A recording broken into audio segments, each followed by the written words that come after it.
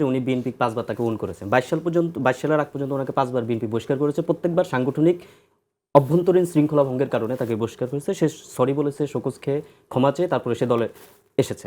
2022 এর পরবর্তীতে তাকে আর বিএনপিতে আনা হয়নি। কেন আনা হয়নি? কারণ শেখ হাসিনাকে নিয়ে একটা টিভি টক শোতে তিনি একজন দেবীর সাথে তাকে তুলনা করে করেছেন। আমি দেবীটার নাম মনে নেই এই মুহূর্তে। এবং তিনি বলেছেন যে আমাদের একজন শেখ হাসিনা আছেন। ঠিক এই ধরনের ল্যাঙ্গুয়েজ তার আছে। তারপরে 2024 যখন আন্দোলন চলে, অভ্যুত্থানটা চলে, যখন আমাদের বাচ্চারা যখন গুলি খেয়ে রাস্তায় মারা যাচ্ছে, তখন তিনি তাদেরকে সরাসরি রাজাকার নামে ভিকটিম করেছেন, মানে ব্লেম দিয়েছেন। তো এই ধরনের একজন লোক হচ্ছে আখতারুজ্জামান, যিনি আবার 2024 সালে ডামি ইলেকশনে আওয়ামী লীগকে বৈধতা দেওয়ার যে নির্বাচন, সেই নির্বাচন অংশ নিয়েছেন। এটা এক ধরনের মানে এটা ধরুন আমার মনে হয় যে রিগ্রেট ফিল করা তো মানে শেমফুল হওয়া উচিত যে জামাত এই ধরনের একটা কাজ করেছে। উনি উদাহরণ টেনেছেন, উনি বারবার মানে জামাতের এই ইস্যুটা আমরা সবসময় দেখছি যে অমুকে করছে, সো অমুকে করবে না, আমরা করবো না কেন। ঠিক এই কাজটা আওয়ামী লীগ করতো। আওয়ামী লীগ এবং জামাতের এই একটা দারুণ মিল রয়েছে।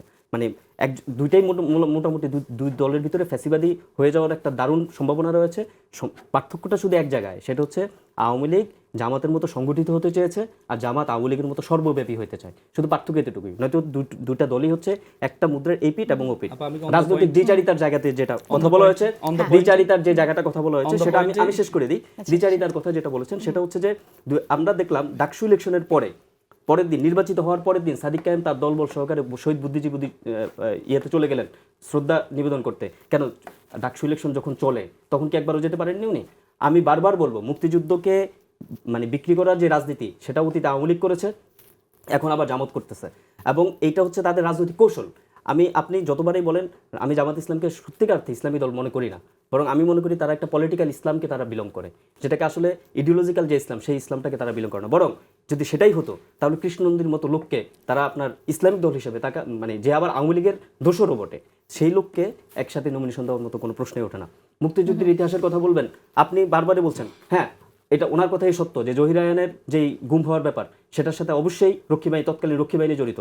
এবং এটাও সত্য যে 1972 সাল থেকে, অর্থাৎ যখন বাংলাদেশ স্বাধীন হওয়ার পরে এদেশে মুক্তিযোদ্ধাদের উপরে, এদেশের ধর্মবীর লোকজনের উপরে ইচ্ছাকৃতভাবে অমুকে পাকিস্তানের দোষ, অমুকে এটা করে, এই ধরনের নানা রকম অত্যাচার চালানো হয়েছে এবং অসংখ্য মানুষ রক্ষী বাহিনী গুম খুন করেছে এবং সেই কাজটা আওয়ামী লীগ করেছে, এটা খুব সত্য। কিন্তু সেই সত্যতার অর্থ এটা নয় যে 1971 সালে আলবদর আল শামস রাজাকার কমিটি যারা গঠন করেছে, তৎকালীন ছাত্র সংঘের যে সমস্ত সভাপতি সাধারণ সম্পাদকরা ছিল, নাম উল্লেখ না করছি, তাদের প্রতি মানে সম্মানটুকু বজায় রেখুন, তত রাজনৈতিক যে সৌহার্দ্যবোধের জায়গা সেটা বজায় রেখে বলছি, সেটা কিন্তু আপনি বিকৃত করতে পারবেন, সেটা কিন্তু মিথ্যা হয়ে যাবে না।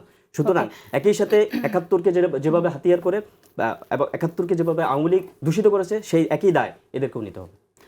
আমি অন দ্য পয়েন্টে দেখেন, আমাদের এলাকায় একটা কথা বলে, আমাদের এলাকা বলে দেখো, আমার জামাইটা ভালো আমার মেয়ের কথা শুনে, আর আমার ছেলেটা খারাপ তার বউয়ের কথা শুনে। নিজের সাথে আসলে তখন আমরা ভালো বলি, আবার নিজের সাথে এগেনস্টে গেলে আমরা খারাপ বলি।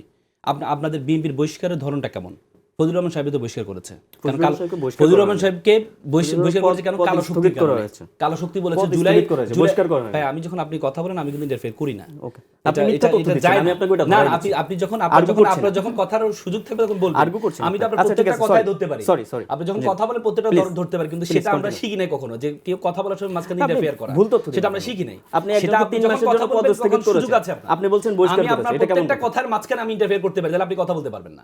আমি যে প্রত্যেকটা কথা ইন্টারফেয়ার করি দেখেন, আপনি যখন ফজলুর রহমান সাহেবকে যখন বহিষ্কার করা হলো, ফজলুর রহমান সাহেব বহিষ্কার করা হলো কেন? জুলাই যোদ্ধাদেরকে কালো শক্তি বলেছে। পরবর্তীতে আবার তাকে নমিনেশন দেওয়া হলো। তো এটা কি দ্বিচারিতা না? যেখানে উনি বললেন যে ছাত্র সংঘের এই নেতৃবৃন্দ এটা সেটা ছিলেন, তারেক রহমান সাহেব কি বলেছেন? তারেক রহমান সাহেব বলেছেন নিজের বক্তব্য পুরো স্পষ্ট, লন্ডনে থেকে বক্তব্যে বলেছেন, আমরা যাদেরকে মন্ত্রী বানিয়েছি তাদের একজনের বিরুদ্ধে শেখ মুজিবুর রহমান তার সরকার আমলে কোনো ধরনের একটা অভিযোগ দিতে পারবে না। কিন্তু আমরা তাদেরকে মন্ত্রী বানিয়েছি। তারেক রহমান সাহেবের কথা, সাইফ যে কথাটা এখানে বললেন যে আপনি কেন এটা করলেন, আরেকজনকে আপনি দেখিয়ে বললেন যে সে খারাপ করেছে বলে, তার অন্যের খারাপ দৃষ্টান্তকে আপনি টানছেন,